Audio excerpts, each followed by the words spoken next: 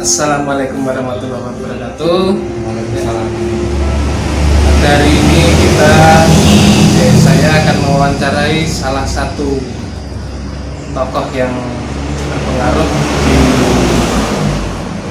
sekitar lingkungan kami atau di desa kami, yaitu yang bernama Mas atau Pak Aris Febrianto. Kita panggil Mas Aris saja. Beliau ini selain sebagai kepala desa yang masih muda, sekaligus sebagai pengusaha ikan hias yang cukup sukses, sangat sukses di daerah sini. Hari ini kita coba mewawancara bagaimana kiatnya sebagai entrepreneur sekaligus sebagai birokrat. Yuk kita mulai wawancaranya. Ya, ini langsung kita mulai. Selamat pagi Mas Aris ya? Ya. Mas Aris ya? Ya. Mas Aris dulu terpilih sebagai kepala desa kira-kira tahun berapa Mas Aris? Tahun 2019 dulu itu pelantikan tanggal 11 September. Dilantik jadi kepala desa. Kalau waktu pemilihan itu kalau nggak salah bulan Juli. Bulan Juli ya? Iya. Itu ada berapa pesaingnya? Pesaingnya dulu ada 3. Sebenarnya cuma 2. Waktu pemilihan dulu itu berjaga-jaga, kalau bumbung kosong ibaratnya itu di desa kan tidak boleh. Jadi adik saya dulu ikut naik. Tapi naik. Akhir di pemilihan cuma 2 orang. Oh gitu. Iya. Waktu itu usianya berapa? Usia saya 33 tahun. Masih sangat muda ya. Pesaingnya juga lebih muda. Lebih muda. Kalau nggak salah usia 31. 31? Ya. Oh, nggak ada orang-orang yang lebih senior yang mencalonkan, kenapa kira-kira? Ya mungkin pengen ganti suasana. Kalau dulu ibaratnya kan desa itu sering dipimpin sama yang usianya udah di atas 50. Mungkin ini perubahan lah, ibaratnya yang muda pengen maju juga. Oh iya, anak muda yang ini luar biasa ini, anak muda yang berprestasi. Iya. Ini selain kepala desa ini, saya dengar Mas Aris ini juga pengusaha ikan hias. Mungkin bisa diceritakan kapan dulu mulai usaha, terus dulu pegawainya berapa, mungkin dinamikanya gitu. Iya. Dulu saya itu mulai usaha itu sejak lulus SMA. Tetapi orang tua dulu kan juga awalnya sudah berdagang ikan dari tahun 1986. Jadi dari saya sudah memiliki dasar lah ibaratnya. Umpama masalah ikan yang bagus gimana, penanganannya harus gimana, masalah pemasaran, saya kan bisa belajar dari orang tua. Ibaratnya orang tua yang membimbing saya untuk bisa jadi pedagang. Meskipun saat ini juga orang tua masih tetap jualan juga, tetapi sudah beda pasar. Satu tempat kita bersaing sama orang tua enggak, beda pasar. Jadi masing-masing ya? Iya, udah punya langganan masing-masing. Kolamnya masing-masing juga? Kolamnya satu tempat, saya masih numpang sama orang tua. Oh gitu. Kalau kolam di sini kan cuma buat nampung. Cuman penampungan 2 hari lah paling. Habis itu kan ikan di packing, di karantina, habis itu dikirim ke Jakarta. Kalau benihnya dari mana? Kita kalau di desa Wajalor ini ibaratnya kan dari dulu ibaratnya masalah ikan itu udah paham betul. Jadi kita cuma mengambil sana saja tanpa ibaratnya kita mempelajari, ibaratnya enggak. Tetapi kita kalau ada masyarakat yang pinjam buat indukan yang lebih bagus, mungkin kita bisa meminjamkan dari mendapatkan barang dari desa lain gitu, dipinjamkan ke masyarakat sini. Ini bisa. Kadang kan ada yang pinjam, Pak saya nggak punya indukan, pinjam gitu, nggak apa-apa, bisa. Oh dipinjam. Ya. Kalau pegawainya kira-kira ada berapa ya? Pegawai saya sendiri itu sekitar 5 sampai 6 orang. Cuman bapak juga pakai ini juga, cuman beda hari. Jadi iya. Jadi 1 orang karyawan saya itu berada 5 orang, bapak juga sama-sama 5 orang. Orang yang sama berarti ya? Iya, orang yang sama. Cuman kerjanya ininya yang beda. Orang sini atau orang sini? Dari sini. Ya. Memberdayakan masyarakat sini. Iya. Menciptakan lapangan kerja ini ya bagus sekali ini Pak. Kira-kira kalau suka dukanya apa jadi pengusaha ikan hias ini? Pernah Kalau- ini kan, pernah turun sampai ini terus naik lagi gitu? Kalau masalah harga turun itu jarang ibaratnya. Kalau masalah sampai rugi, paling rugi satu di kematian, kedua paling kena tipu lah ibaratnya gitu. Kadang kalau di Jakarta kan gimana ya, orang kontrak kan kita tetap bisa ngasih, sedangkan kalau udah nggak bayar berapa kali kadang orangnya pergi itu kan udah pernah kan. Masalahnya cuma di situ aja. Kalau mau pemasaran insya Allah lancar ya. Kalau kayak hama itu nggak ada ya, penyakit yang Ada, kayak di bulan 7, 8, 9 itu kan masa-masa paling rentan. Soalnya kan musimnya dingin, ikan itu kadang nggak kuat itu kena jamur insang. kena jamur Ya, di bulan 7, 8, 9. Posisi bulan 10 ini udah mulai normal, tetapi ikan yang banyak itu kan jenis ikan yang masih ukuran kecil. Untuk mencari ikan yang besar itu agak susah. susah ya. Terus strateginya kalau ada di bulan 7, 8, 9 tuh di Gimana ya? Ini kasih obatnya obat udah atau seleksi alam ya, obat pastilah kasih, mungkin buat kasih obat sama garam dapur, garam dapur itu maksudnya kan bisa ibaratnya buat kena jamur itu kan nggak tahan dia kalau kena garam, jadi mungkin kasih garam yang agak banyak. begitu ya. Ya. Terus airnya juga dibuat pendek. Kalau posisi stabil itu kan kedalaman kolam itu sekitar 70-80. Tapi kalau kondisi bulan 7, 8, 9 paling ketinggian air itu dibuat sekitar 20 cm biar nggak terlalu dingin di bawahnya ini. Oh gitu ya. Iya. Ini udah kelihatan sekali pengalaman beliau di dunia ikan. Ikannya ikan apa ya? Ikan mas koki kebanyakan. Ikan mas koki. Iya. Ikan yang dikirim itu ikan mas koki, koi, sama moli, sama jenis siklit. Itu Tapi ikan anu ya, ikan hias ya. Iya, segala jenis ikan hias. Oh, iya. Ini dikirim ke Jakarta ya, Iya. kebanyakan ya. Kebanyakan ke Jakarta. Mungkin kalau dulu pernah nyoba ke Kalimantan itu nggak gimana ya. Masalah perawatan kalau orang yang belum biasa dikirim itu kadang kan susah. Belum tahu kebiasaannya merawatnya seperti apa gitu. Kalau saya cenderung kebanyakan ke Jakarta, soalnya di sana orangnya lebih pengalaman, jadi dari segi kematian itu sudah sangat minim sekali. Kalau omsetnya kira-kira berapa ini? Set Per bulan atau per hitungnya Hitungnya minggu gimana ya, sih? setiap Per minggu minggu ya? itu kurang lebih 20 sampai 30. Perputarannya itu sekitar 20 sampai 30 juta. Iya. Lumayan juga ya, per minggu gitu. Iya. Ini tadi membahas masalah ini ya, perikanan ya, ikan Ya. hias. Sekarang kita geser ke profesinya Pak Aris ini sebagai kepala desa. Nah, ya, oke kita lanjutkan ke soal kegiatan Pak Aris ini sebagai kepala desa. Kira-kira sebagai generasi muda yang menduduki jabatan kepala desa ini kira-kira inovasi atau perubahan apa ya kira-kira yang dilakukan yang waktu dulu nggak ada sekarang ada gitu, masyarakat bisa terbantu apa kira-kira? Kalau untuk saat ini saya kejar ke masalah satu, nggak sampah. Soalnya kan di desa Wajalor ini untuk membuat ibaratnya namanya joglangan, ibaratnya itu susah. Jadi masyarakat sendiri itu kalau nggak disediakan bak sampah nanti buangnya sampah itu ada yang dibakar, ada yang dibuang di sungai. Itu yang bisa menyebabkan pencemaran lingkungan dan udara. Jadi saya ke bak sampah dulu, terus habis ini ada rencana planning itu ke membeli mobil siaga.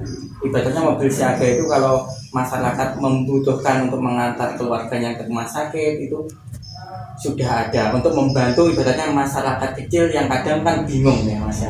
Kalau mengantarkan mau ke rumah sakit itu kadang ada mobilnya siapa, tapi kalau bisa menyediakan untuk bisa mengantar ke rumah sakit kan itu meringankan beban mereka. Oh iya. Terus masalah yang ketiga itu membuat lapangan mas. Lapangan apa? Ya, lapangan ibaratnya lapangan sepak bola. Kalau lapangan bola voli kan ada. Terus kalau lapangan sepak bola itu cenderung ke hiburan rakyat. Gitu. Kalau kita mau punya lapangan itu buat sepak bola anak-anak itu kan bisa menumbuhkan bibit baru lah ibaratnya untuk pemain sepak bola atau olahraga yang lain, voli atau apa itu kalau punya lapangan sendiri itu kan bebas mau melaksanakan kegiatan sewaktu-waktu. Sekarang belum ada ini lapangan. Belum ada. Ini tapi saya udah ada planning 2021 ini. Nanti 2021 kemarin waktu Musdes itu udah saya anggarkan sekitar 200 juta untuk membuat lapangan. Beli tanah atau tanah desa Itu tanah kas desa nanti dibuat jadi lapangan, bengkok kas desa. diratakan gitu ya. Iya. Di mana itu lokasinya? Di balai desa ke timur nanti mas. Tanah seluas kalau di sini tuh 2 bau, berarti sekitar 1,5 hektar. Iya.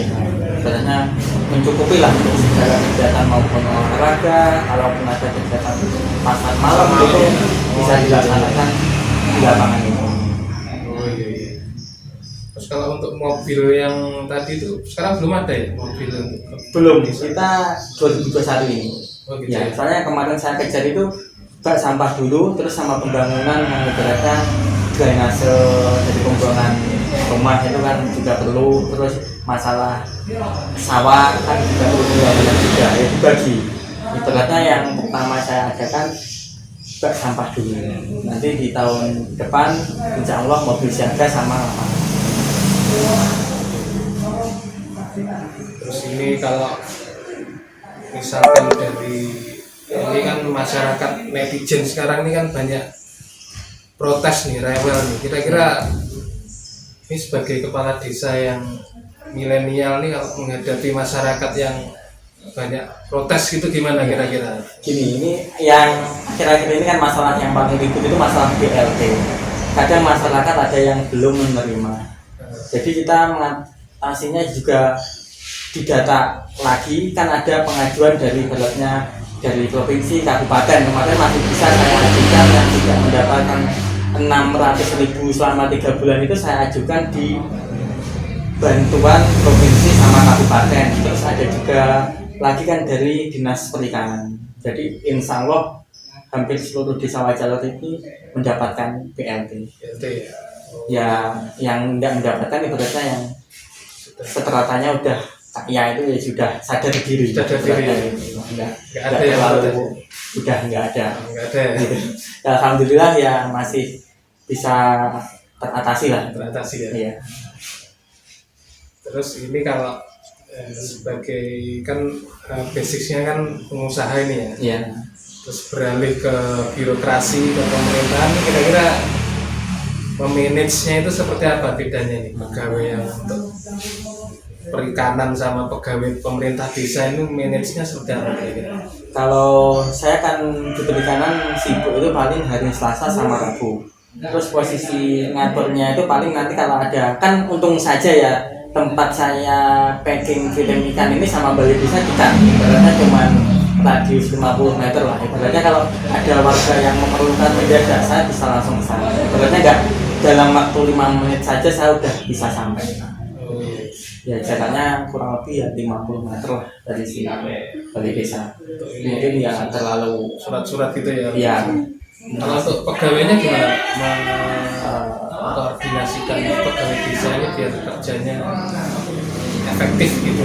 gini ya dulu Biasanya awal ada orang-orang yang susah diatur tuh di desa itu ya. ya, Entah beda kubu atau gimana gitu. Nah, ini gimana ini? itu kan udah jadi permasalahan klasik lah beratnya kalau kepala desa itu tidak sepenuhnya didukung sama perangkat. Tetapi kita sebagai pemimpin harus bisa mengkondisikan anak buah kita. Ibaratnya kita harus sakit bisa ngomong lah ibaratnya gitu mas ya. Kalau kita langsung bisa santai dengan meskipun perangkatnya tidak mendukung kita sudah biasa. Ya sudah tidak ada masalah. Kita mau ngomong mau negur itu udah nggak sungkan. Bukannya kita negur dalam hal awalnya kita berbeda pendapat. Kita harus kerja sesuai topoksi masing-masing. Jadi kita harus bisa meskipun dia lebih tua kalau dia emang salah ya kita harus berani menegur meskipun ibaratnya lebih tua mereka. Tetapi kita kan sebagai pemimpin jadi kita harus berani ibaratnya kalau salah ya harus benar. Berani gitu ya harusnya. Ya, Berani dan merangkul semua Ya. ini. Mengayomi. jadi tidak membedakan antara kita kalau enggak. Kita harus bisa menempatkan diri sebagai pemimpin. Kalau boleh tahu dulu visi misinya apa nih? Kalau dulu itu pengen itu wajah ada perubahan, jangan sampai dikuasai dengan satu orang. Dulunya satu Ya, orang sih. gimana ya?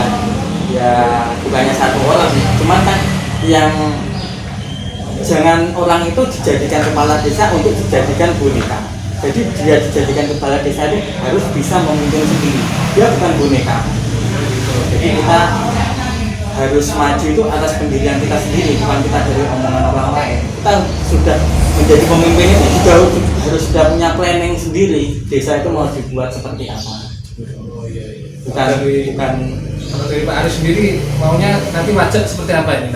ya ibaratnya itu saya ya pasti memajukan dengan segala usaha kayak menciptakan mobil siaga, membuat lapangan, terus nanti membuat wisata. Kita bisa menyontoh dari desa yang maju.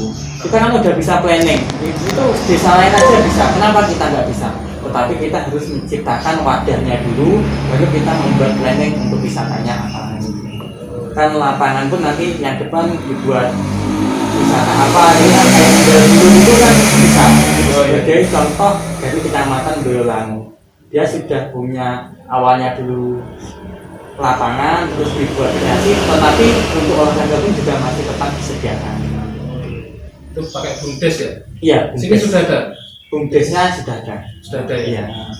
Oh, yang ada sekarang apa? Bergerak di Kalau di desa saya masalah sewa baju kayak tugasan khususan itu.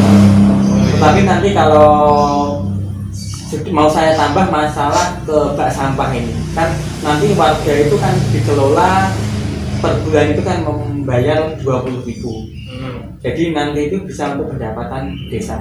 Oh gitu. Nanti Ya yang kan melalui BUMDes. bak sampah itu nanti di tiap rumah. Kan masyarakat itu kadang yang nggak punya bak sampah itu kan biasa diambilin dari, kalau nggak dari beji ya jebon mas, yang sudah berjalan di desa Wajalor ini. Tapi saya nanti semua orang desa Wajalor harus kembali ke desanya masing-masing, ke desa Wajalor juga, soalnya biar perputaran uang itu masuknya ke kas desa, bisa menjadi PAD, pendapatan asli desa. ya.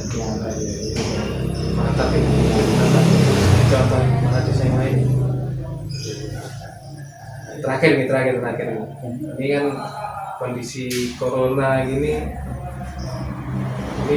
sebagai kepala desa itu upayanya apa ini untuk menekan angka pertumbuhan corona di sini, upayanya apa sudah dilakukan? Kalau masalah corona ya kami untuk menekan itu membagikan masker, terus sering memberikan penyuluhan kalau corona itu harus diatasi dengan cara pakai masker, cuci tangan, mungkin seperti itu. Kasih sosialisasi lah mas, ibaratnya biar masyarakat itu bisa memahami.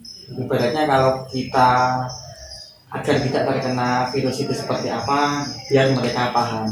Takutnya kan orang itu yang maklum agak pendidikannya agak rendah, kalau nggak dijelaskan benar-benar kadang kan kurang begitu paham.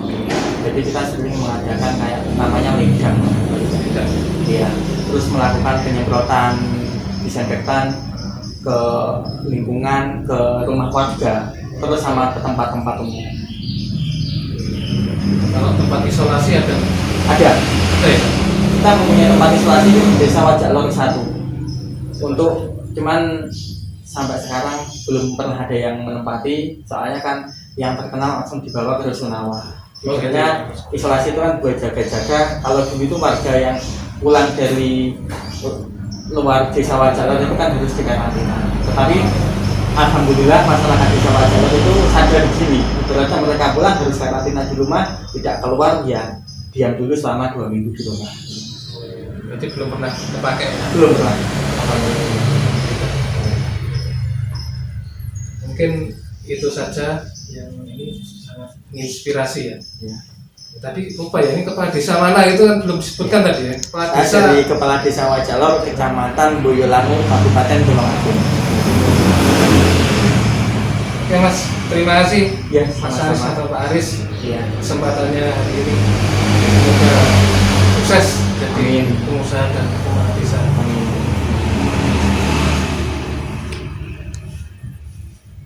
Es.